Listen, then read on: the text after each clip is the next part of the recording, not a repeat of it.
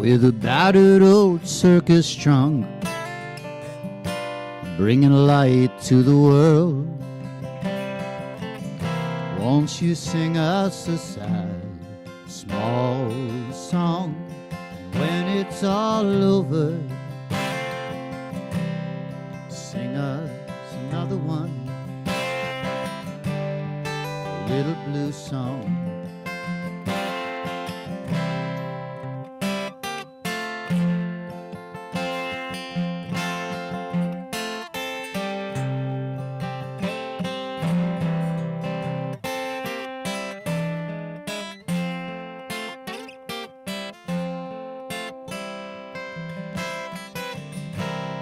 I know you might not be here for all of my lifetime, but I'll give myself fully, and I'll try not to worry. But if you must leave me, dear, you don't have to hurry. Stay for another one, a little blue song. Under the sun that shines, there is a place for you. In the sky up above, there is laughter and grace for you.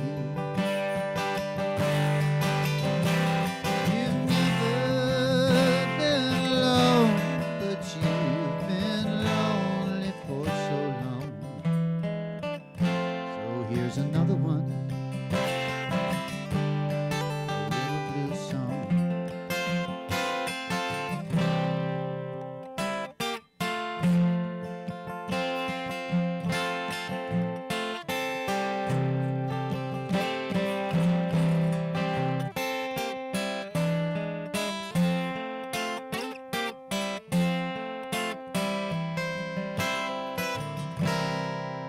Little blue blue song, a little blue nightfall, when blue shadows grow long, those little blue years drift by like silver-haired pranksters, moving on, singing as they run, this little blue song.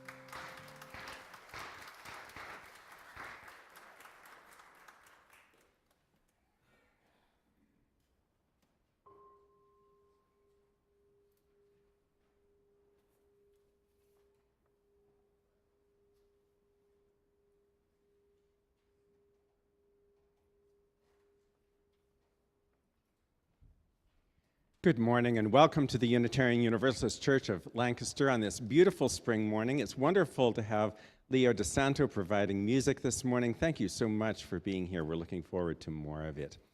We have gathered at the beginning of what Christians call Holy Week, and we've gathered at the beginning of what Jews call Passover. And so this is an important religious time on our planet when both Christians and Jews celebrate some of their highest holy days. And so we'll be talking about that in our service today. And Holy Week, of course, starts with Palm Sunday today and ends with Easter next Sunday. So you're going to hear some Jesus, and that'll be good for all of us, and it will be just fine. So our call to worship this morning are words from the Gospel of Mark. Then the disciples brought the colt to Jesus and threw their cloaks on it, and he sat on it. Many people spread their cloaks on the road, and others spread leafy branches that they had cut in the fields. Then those who went on ahead and those who were following were shouting, "Hosanna! Blessed is the one who comes in the name of the Lord. Blessed is the coming kingdom of our ancestor David. Hosanna in the highest." Then Jesus entered Jerusalem and went into the temple, and when he had looked around at everything, it was already late. He went out to Bethany with the 12 disciples. Let us worship together.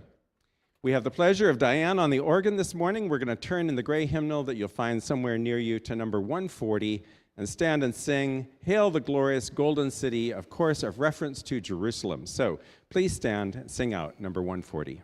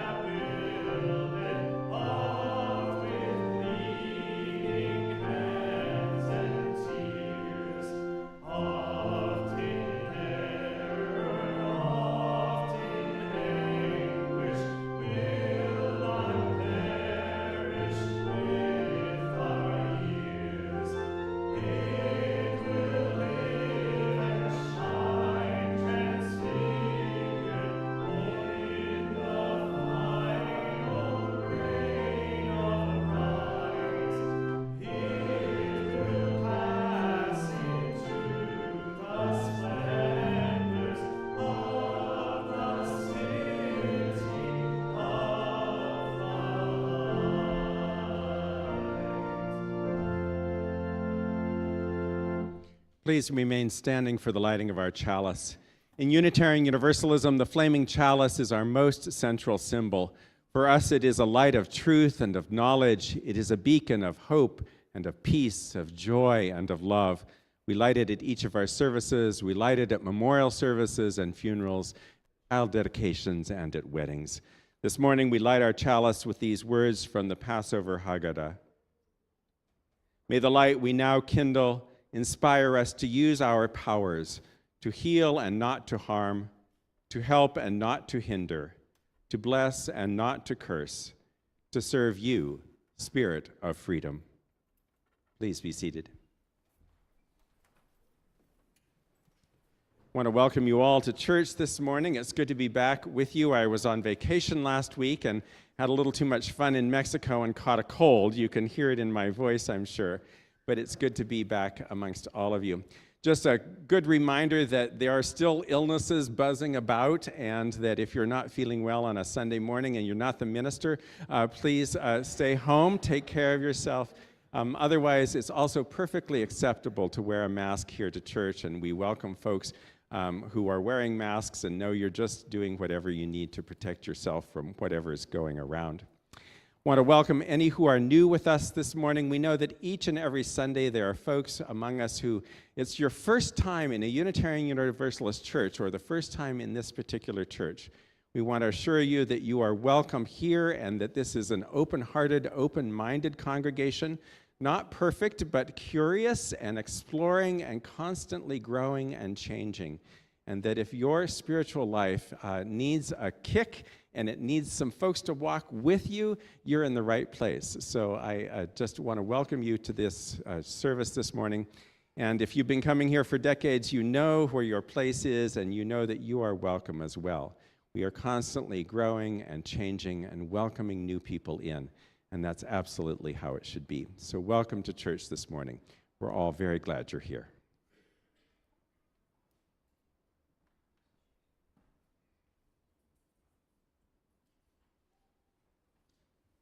Would you please join me in our responsive reading, which you'll find in the back of the gray hymnal, number 631. Entitled Passover, this is written by Congregation Bethel of Sudbury, Massachusetts. What sacrifices would we make for freedom today? What would we leave? How far would we go? How deeply would we look within ourselves? Our ancestors had no time to await the rising of the bread. Yet we, who have that time, what do we do to be worthy of our precious inheritance? We were slaves in Egypt, but now we are free. How easy it is for us to relive the days of our bondage as we sit in the warmth and comfort of our Seder. How much harder to relieve the pain of those who live in the bitterness of slavery today.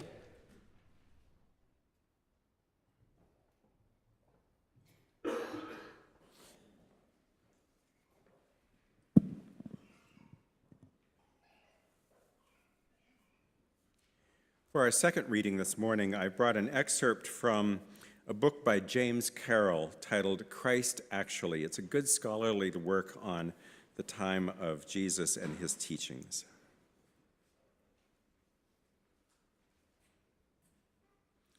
Justice, he writes, the prophet's obsession was always the structure of injustice imposed upon the people, even if the people had somehow become complicit in the injustice. From Hosea, for whom Pharaoh epitomized oppression, to Isaiah and Amos, who denounced the subjugation coming from Assyria, to Jeremiah, who railed against impositions by Babylonians, to Zechariah, who typified a prophetic counter to the Persian Empire.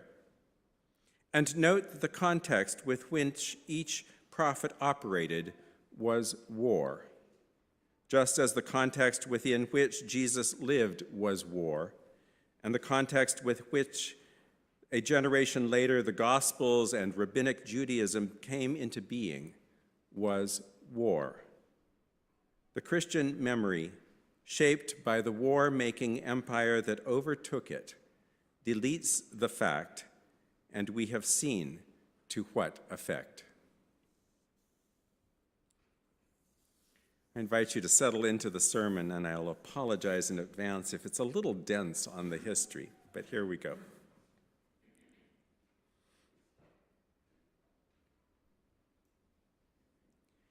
A rabbi friend of mine specializes in interfaith work. In particular, he helps foster Jewish-Christian dialogue, bringing Reform and Reconstructionist Jews together with Presbyterians, Methodists, and Lutherans is seasonal work. During the Jewish high holy days of Yom Kippur and Rosh Hashanah in the fall, Christians are interested in the meaning and depth of these ancient festivals. Likewise, Christians also show interest in Hanukkah during December. But the 1 week of the year there will be no Jewish-Christian dialogue comes when each religion marks its spring festival of hope, Passover for the Jews and Easter for Christians. During Holy Week, my friend has learned to keep his head down, avoid churches, and endure. He knows that between Palm Sunday and Easter, thousands of churches will read again the story of Jesus' last week. Millions of people will hear the words of an angry mob yelling, "Crucify him, crucify him." They will blame Jews for Jesus' death. My rabbi friend knows firsthand what it is like to be labeled a Christ killer. It hurts every year. It interrupts interfaith dialogue every year. Holy Week is always a setback for Jews, and so it has been for nearly 2,000 years. Rabbinic Judaism and Christianity are sister religions, born of the same mother and raised during the same war. Both Rabbinic Judaism and Christianity got their start at the destruction of the Jewish temple in Jerusalem, the most cataclysmic event to take place in Palestine during the first century of the Common Era. The temple's destruction resulted in Jews being forced out of Palestine and dispersed across the world to suffer persecution ever since, the diaspora. The destruction of the temple resulted in Christianity needing to deny its Jewish roots and define Jesus as other than Jewish. Before the destruction of the temple in 70 CE, Christianity was a form of Judaism. All Christians were practicing Jews, Jews who had an appreciation for Jesus and his message. Before the fall of the temple, they did not see him as the Messiah or as God. Before 70 CE, Jews and Christians had a common culture, a common language, a common religious story, and a common worship space. Each faced an adversary so mighty and powerful that neither, though, would survive its brutality intact. Before, during, and after the destruction of the temple in 70 CE, Jews resisted this oppressor, while Christians colluded with it in most cases. To see why Christians have hated Jews for centuries, you need look no further than their common enemy, the Roman Empire. To see why Jews have feared Christians for centuries, you need look no further than the rewriting of Jesus' life, justifying 2,000 years of anti-Semitism. For over 200 years, we Unitarian Universalists have relied on historical biblical criticism to inform our faith. We are people who seek religious truth, even when it is painful. So it will come as no surprise to us to see that the story of Jesus, relayed in the earliest Gospel of Mark, uses events occurring 40 years after Jesus' death to inform his actions. Mark writes his account of Jesus' life and death amid what author James Carroll calls the first Holocaust. The setting for the gospel is the first century Roman subjugated Palestine. As in Jesus' day, the Roman authorities at the time of Mark's gospel had persistent Jewish uprisings to contend with. The difference of 40 years, however, was the intensity of the repression. If Roman authority was brutal in Jesus' day, it was savage 40 years later. By 70 CE, Rome was so fed up with Jewish uprisings that it wanted Judaism exterminated. By 70 CE, Rome would execute any rebellious Jewish man it could get a hold of, using its favorite method, crucifixion. The portrait of Jesus Christ given in the Gospels grows out of the stresses of war, writes James Carroll in Christ Actually. Nowhere is that clearer than in the Gospel of Mark, which is reliably dated by scholars to about the year 70, a time when, after more than 2 years of Roman rampage through Palestine, all hell broke loose in Jerusalem. Mark is the main source of and the template for the later Gospels of Matthew and Luke. Mark's rendering of Jesus and its proclamation of his meaning as the Christ are the central pillars of the Christian imagination. Yet, Mark is rarely read in the context of the war raging right outside the cell in which it was composed. The point to emphasize is that the author of Mark is writing as Romans' phalanxes close in on Jerusalem, setting up rings of crucifixes around the Temple Mount and slaughtering hundreds of thousands of Jews. Wait a second, you say. When Jesus arrived in Jerusalem, he was mad at other Jews. His enemies were the high priest and the Pharisees and the Sadducees. Pilate and the other Roman authorities were just there to keep the peace between squabbling Jews. Wasn't that the story? We've heard this all of our lives. You can't go saying that we've had the wrong villain all this time. That's exactly what I'm saying. We have had the wrong villain all this time. And millions of Jews have paid the price with their lives. I'm quite convinced by James Carroll's scholarship that if the first Holocaust had not been the backdrop for Mark's story of Jesus' life, we would not have had the World War II version of it, or such repression of Jews ever since. It was precisely because early Christians were as afraid of Rome's tyranny as Jews were that a conscious decision was made to distance Jesus from his Jewishness. Christian writers chose to show Roman authority in a good light so as to avoid Caesar's wrath.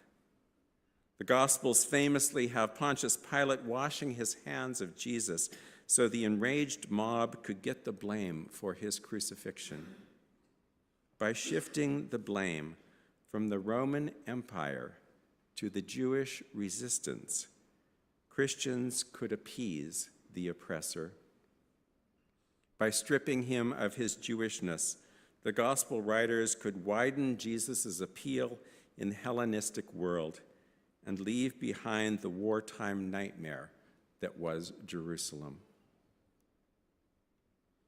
So if we accept that Mark, especially, was looking at Jesus' life through the lens of 40 years of increasing Roman repression, how can we make sense of Jesus riding into Jerusalem in triumph on Palm Sunday? Basically, Mark and the other gospel writers after him use Palm Sunday to subtly flip Rome the bird. Passover in Jerusalem was a particularly troublesome time for Roman authorities. This festival, celebrating the Jewish exodus from Egypt, stirred up anti-Roman sentiment every single year. Every year, Pilate would have to travel from his comfortable seaside home to troubled Jerusalem to keep the peace. And the Passover celebration at the temple would draw Jewish revolutionaries wishing to stir up resistance against Rome. So Mark has Jesus ride into Jerusalem and go straight to the temple. Knowing the temple has already been reduced to ashes at that time of his writing, Mark uses Jesus to remember the days when a hoped-for freedom was still possible. Mark uses Jesus to remember the days when God might still have saved his people, a reality that looked less and less possible each passing year. Shouting, "Hosanna, blessed is the one who comes in the name of the Lord," Mark puts the prophet Isaiah's words into the mouth of the jubilant crowd. "Blessed is the coming kingdom of our ancestor David, Hosanna in the highest." Knowing the high priest is dead, the temple destroyed, and the remaining Jewish leadership is either crucified or scattered already, Mark allows for a moment of joyous defiance before the story takes its predictable bad turn. For a moment, Mark allows Christians and Jews to imagine what it would be like to throw off the yoke of Rome. He allows Christians and Jews to imagine what Jerusalem might be like if it was restored to the glory of King David. For a moment, Mark allows music, dancing, and a parade to eclipse the bitterness of war. A storyteller and not a historian, Mark knows his Jesus will be ignored by the Jewish diaspora.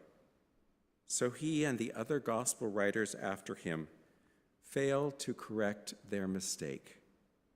They allow the jubilant crowd that greets Jesus with shouts of Hosanna to demand his death mere days later. But on Palm Sunday, not even Rome's cruelty can reign on this parade. The kingdom of God can withstand the fiercest of oppression. So if Mark and the other gospel writers were unwilling to correct their mistake, who will? I say we must. If 2,000 years of Christianity got the villain wrong, who will insist the truth be told?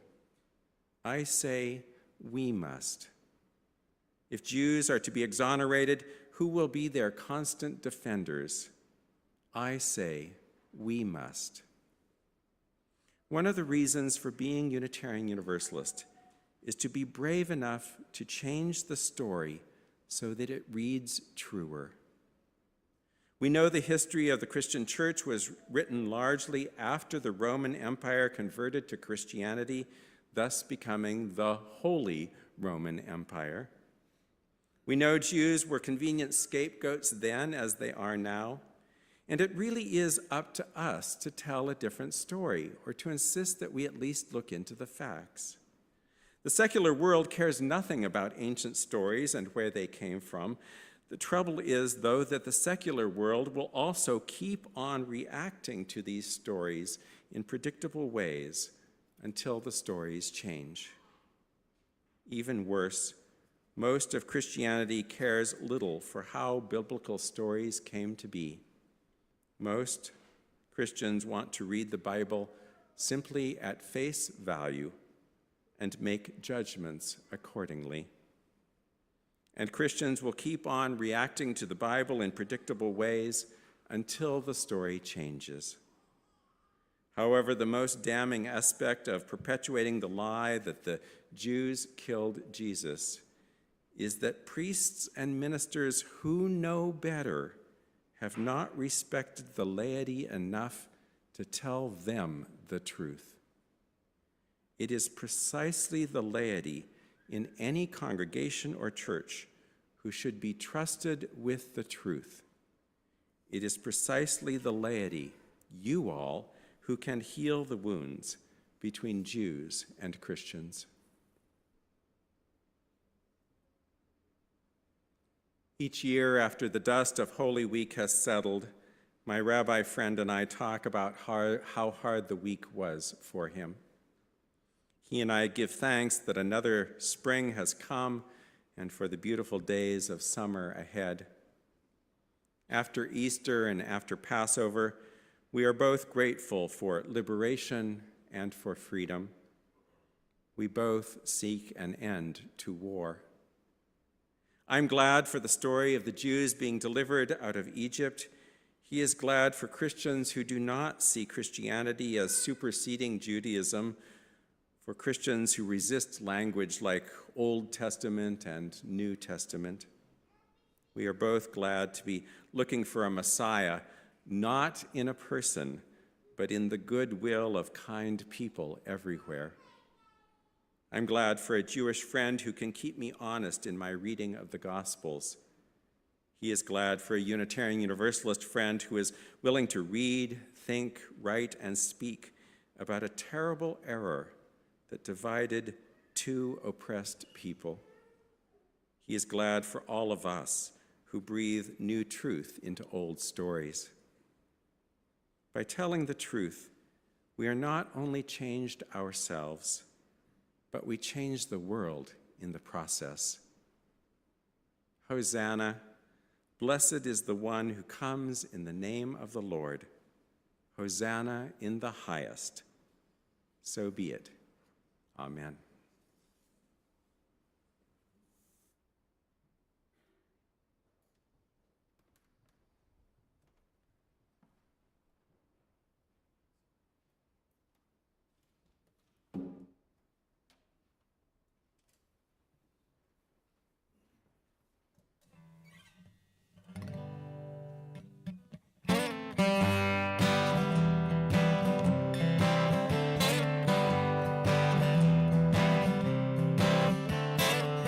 Jesus Christ was a handsome man. He had nothing to hide. He said, give this bread to the hungry, bring the homeless inside. Jesus Christ was a dangerous man. That's the way that he died. He said, be good to the people you love, and love everybody for life.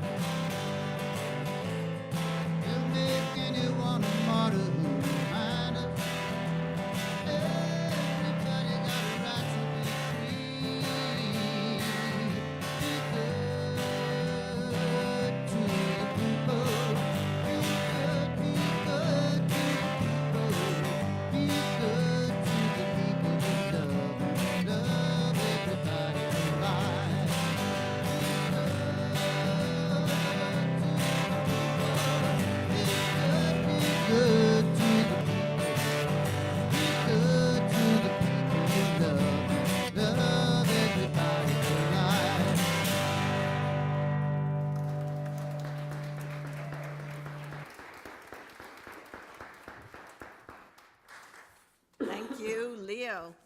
And I'd also like to thank Kim Chappelle this morning for stepping in to be co-worship associate. I'm having a problem with my voice, so appreciate that, Kim. So here are two very different Holy Week memories. First from growing up in Ireland, and then later from Spain. Growing up Catholic in the 1960s Ireland meant in most kitchens there was a large framed picture of Jesus of the Sacred Heart with a red electric flame burning day and night in front of it. Ireland also has a strong female goddess tradition with St. Bridget and Mother Mary. Most churches have prominent altars with a statue of Mary, and people often pray to her to intercede with her Son for them. I felt more of a connection with Mary than with Jesus. However, during Lent and Holy Week, there is a community ritual that did connect. It's called the Stations of the Cross. This practice comes from the Franciscans. It allows pilgrims to walk the path that Jesus took to Calvary and meet the people he encountered along the route. Every village church has 14 Stations of the Cross on the walls encircling the pews. In our village, the 14 stops are carved 3D mini sculptures in a box like this on the wall. Congregants stand in the pews facing each scene and listen to its story from Jesus' final days, and they answer a call and response. Some of the stops. Number three, Jesus falls under the weight of the cross. Number 4, he sees Mary, his mother.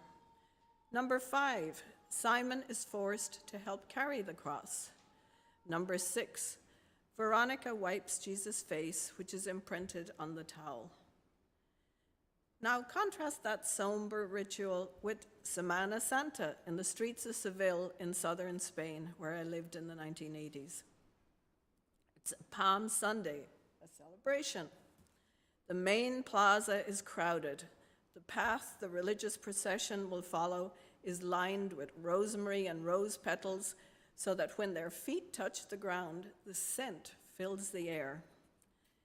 This is the day to visit any of the 60 city churches to view the passos, large floats that will be carried by its brotherhood to the cathedral to be blessed later in the week, and then back home to its own church.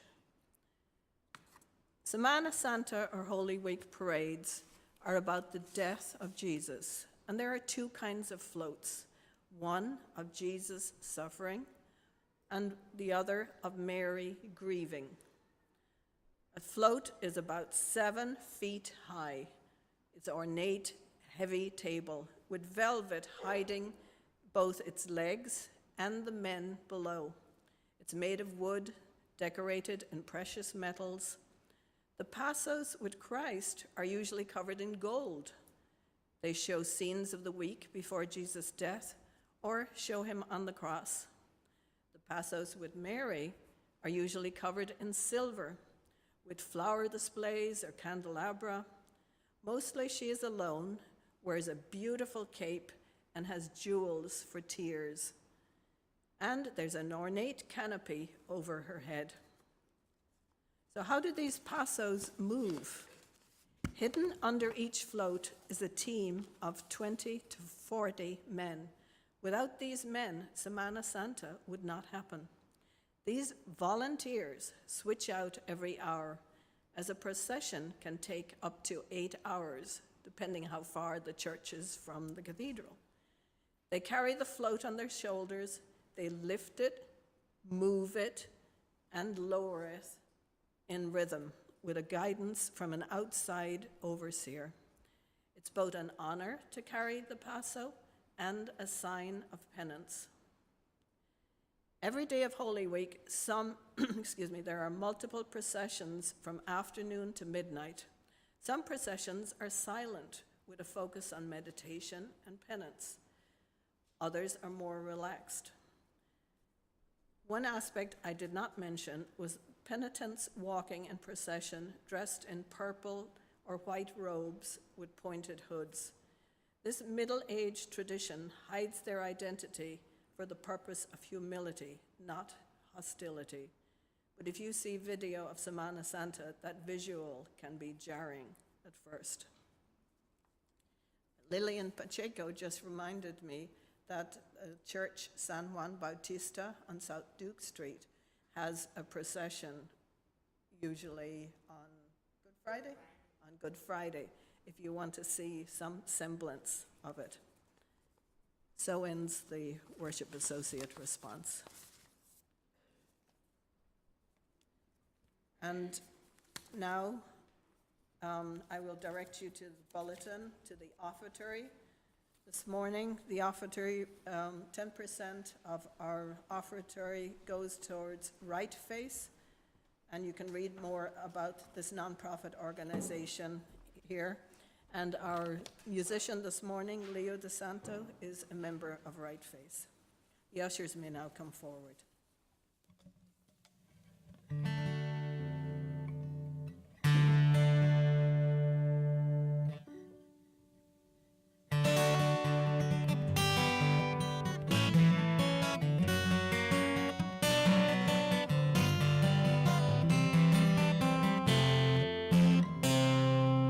Morning has broken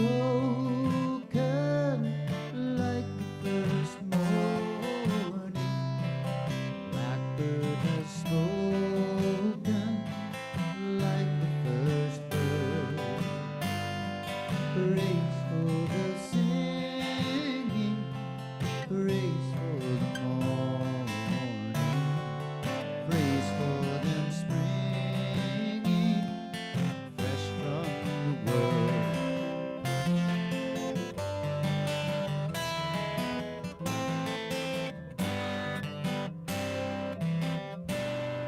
Sweet the rains do fall, sunlit from heaven, like the first dew fall on the first grass. Praise for the sweetness of the red garden, sprung in completeness where sweet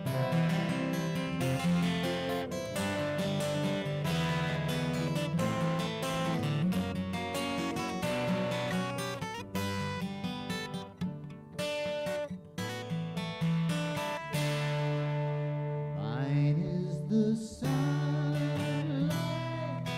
mine is the morning, born of the one light, Eden saw play.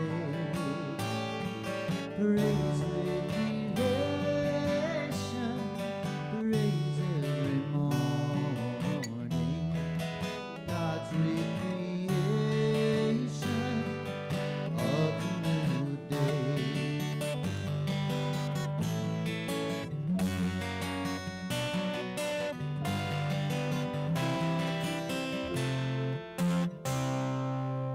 Morning has broken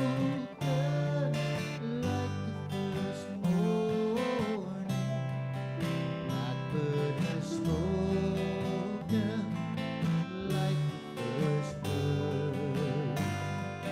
Praise for the singing, praise for the morning, praise for them springing fresh from the world.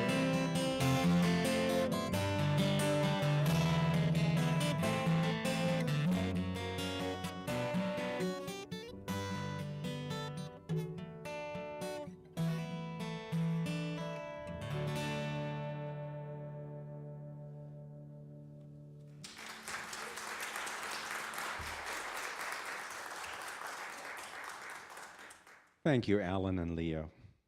We come to a thoughtful, prayerful time in our service, a time in which if you have come to this sanctuary this morning with some joy on your heart, please stand up and come down that center aisle and press that joy into a stone or a tile, because we all can use more joy and more beauty in this world.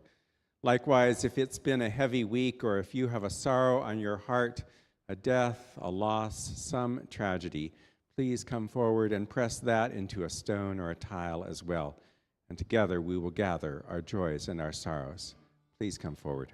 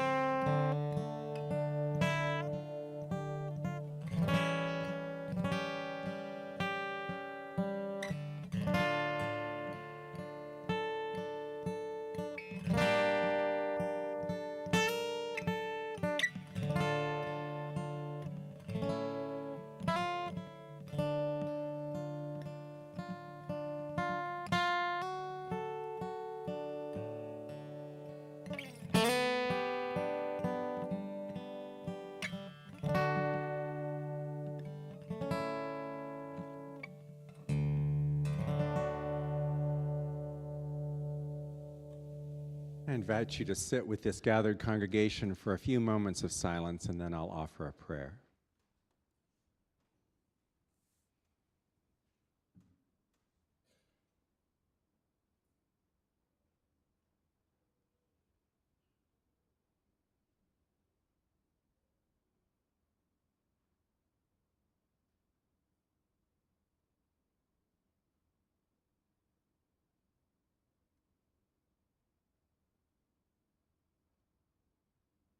Spirit of life, as we head into this Holy Week and this Passover week, help us remember that these are old stories, that these are ancient rituals, and that they mean a tremendous amount to people.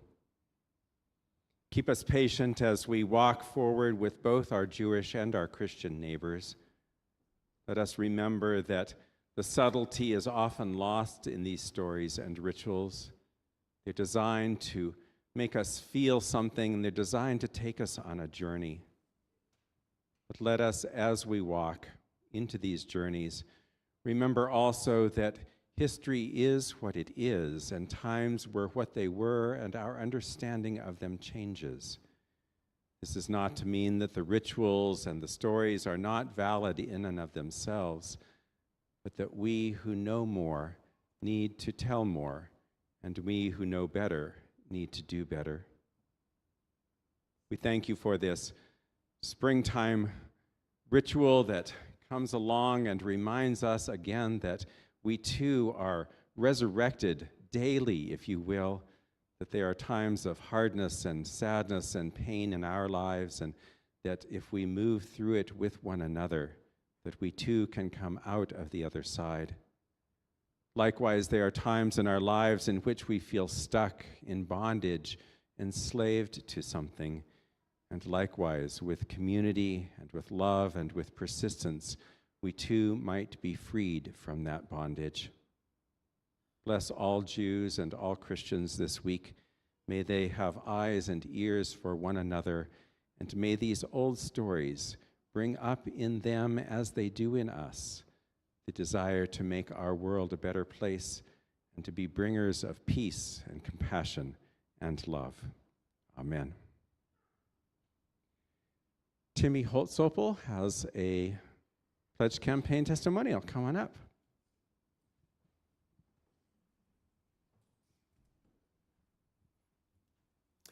Hello to you all on this beautiful sunny morning.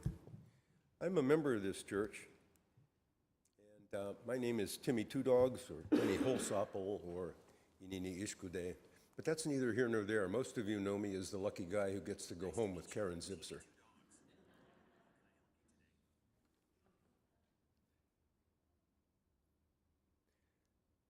At this time of the year, we try to plan for the coming year and see how much good we can do with the funds that we raise.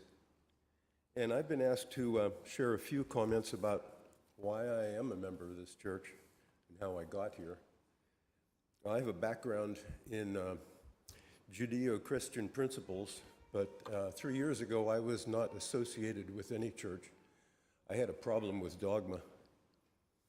But I had an invitation and an open mind, and I came to this church, and it didn't take me long to find that I felt very comfortable here, and I felt that I was in good company. I appreciate the music staff, the music program, but mostly it was the wisdom that I heard from our ministers and our readers that really appealed to me.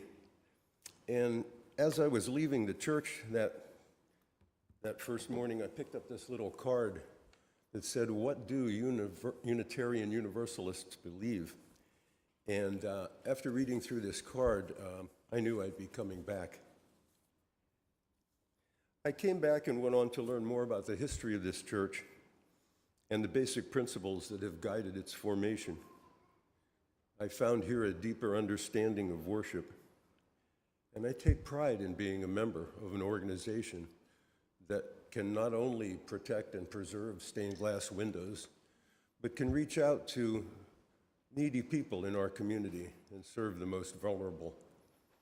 I found that this church supports dozens of local organizations that help these people, and that gives me a good feeling. I appreciate being a member of a church that demonstrates prudence, diligence, respect, and responsibility. And these are some of the reasons why I stay here. If you find that you have some personal reasons of your own that make you feel like you belong, I would encourage you to act upon those reasons and those feelings and get more involved. During the coffee hour following church, there will be volunteers circulating with commitment cards, pledge cards, in which you can indicate your participation for the coming year. And our plans will be more solid because of that. So I encourage you to take that step. Thank you.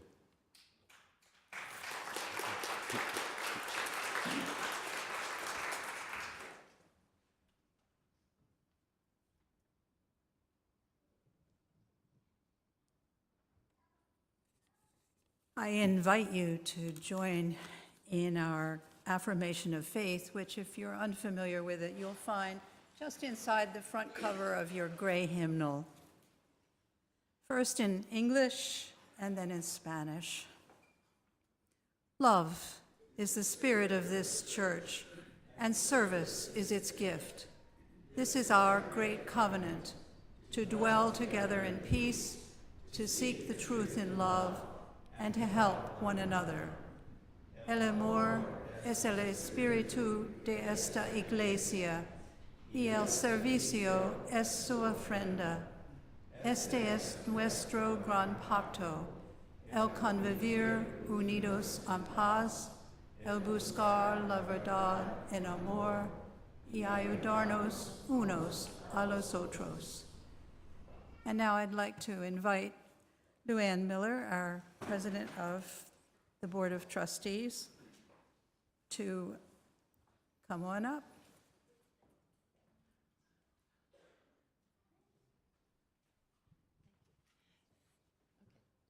Good morning. We have a small sort of an intermission from the church service right now to honor some people who have been wonderful and helpful to our community, this loving community. And I'm going to let Linda Frank do the introductions.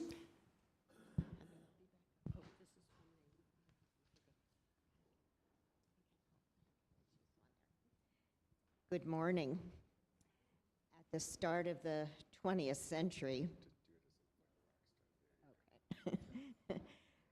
at the start of the 20th century, when M.T. Garvin approached some of his friends and associates about establishing a liberal religious community here in Lancaster, they all thought it was a good idea. Those 9 men became our original Board of Trustees, signing the charter in 1902. Earlier this year, when our board president, Luann, approached our minister about honoring our past board members, Howard thought it was a good idea. And when Luann asked me about tackling the research required to pull this off, I thought it was a good idea. Combing through our church records was challenging. My apologies in advance if I've missed anyone who served on our board and remains a member in good standing. Please see me or any board member afterwards if you've been omitted. Today, we're very happy to give you a small token of our gratitude for all you've contributed to make UCL the spiritual center of good liberal ideas in Lancaster County. Please stand as you're able, and we'll bring your special chalice pins to you. We encourage you to wear your pins on your name tags. Everyone, please hold your applause until all the names have been read, and then you can let loose.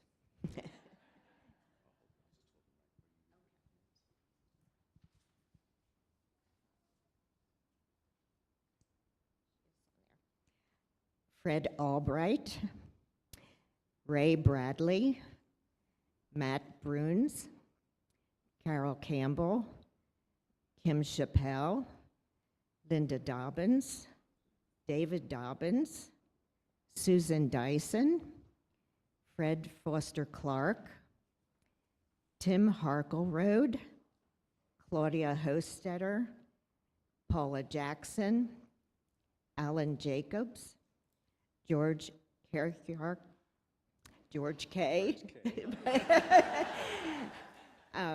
Gil Lindy, Len Lidowitz, Carol Morgan, George Myers, Sharon Nelson, Evelyn Pendleton, Darcy Pollock, John Snyder, Betsy Zygmunt, and Karen Zipser. Let us give these former board members a nice round of applause for their service.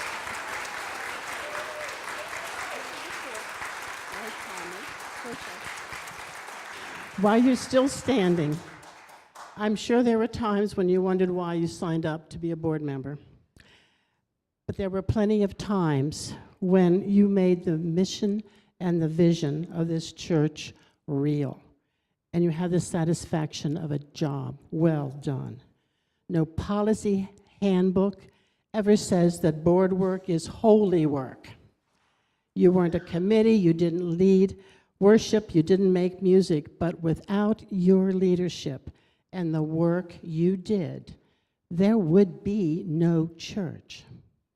So no one is going to say serving on the board is a spiritual discipline, but we will say without question, it is an act of faith.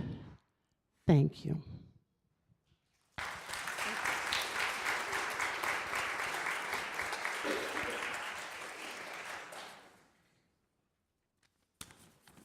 Thank you, Luann and Linda. We're at the announcements point. First of all, we do have a few announcements that need to be emphasized this morning. First of all, at 11:30, there will be a town hall meeting following coffee hour. So please join us with some important information about certain church events. Second, and these are in no particular important order, but just time order. Today is so busy. At 2:30, our maestro Alan, wherever he may be, is going to be giving an important concert that is sponsored by the Walters Trust. And Alan, if you would just remind me what the major topics are of your concert. I know you did last week. I'm good. Okay. It's called Music is the Language of the Soul. It will be original compositions I've written that are more on the evocative side, and the intent and the idea is to see what sort of images, memories, feelings come up from these different songs, and at a few different points actually share that if people wish to. Thank you. Next in the afternoon, and this is a long day, at 4:30, just let me check the time to be sure. 4:30 to 5:30, right here at UUCL, we are going to have a prayer vigil for healing, which is an interfaith series. There have already been two of them. It started at the Quaker meeting, and if you look at the back page of your order of service, you'll see a detailed list of where the rest will be. And Elizabeth Shuba, our own community minister, will be leading this service.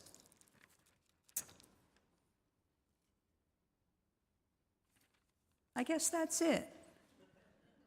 But I invite you, please, to come down for coffee hour after the service, which is directly below us in Emerson Hall. You can get there by the steps, by the elevator, and some of you might know about the secret back stairs, which is on that corner of the church, and it gets you there a little faster if you don't need the elevator.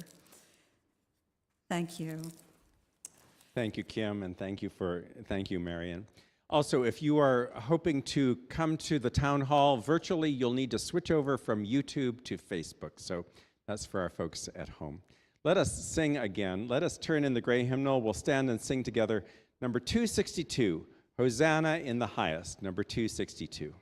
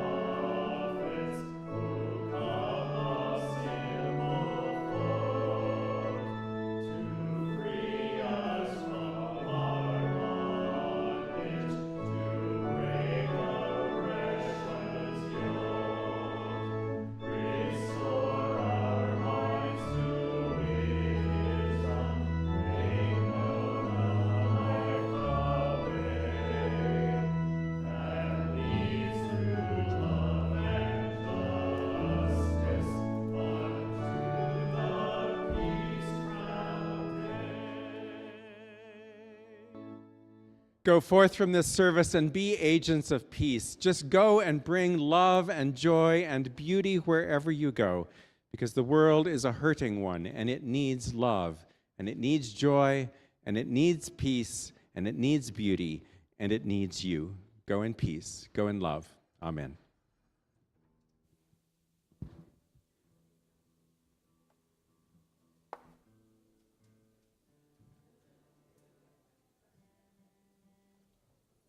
We'd like to do one more special song for you folks. This is a song that was written with the Right Face program, which you are kindly benefiting this month. And we thank you for that. We've seen a reduction in our funding this year, so that it's a really big help to make this program fly. And it's a really heartful program that does creative writing workshops with U.S. veterans. I co-wrote this song with a group of veterans in a workshop with the program. I asked them to come up with a prompt that we could all write to, a theme, so we could all write together. And I was really touched and moved that the theme they came up with was unity. These are people who have suffered a lot. They've had, many of them, grievous injuries. Many of them suffer from post-traumatic stress. And yet the first thing that came to mind and that they all grabbed onto was the theme of unity, which I thought was really beautiful. And so we wrote this song together. The names of the veterans who participated are all on your program. Please don't ask me to remember them because it still is AM and not PM, and the clicker doesn't click so quickly in the AM times. But this song is called Without You and I. Diane is kind enough to join me on the accordion.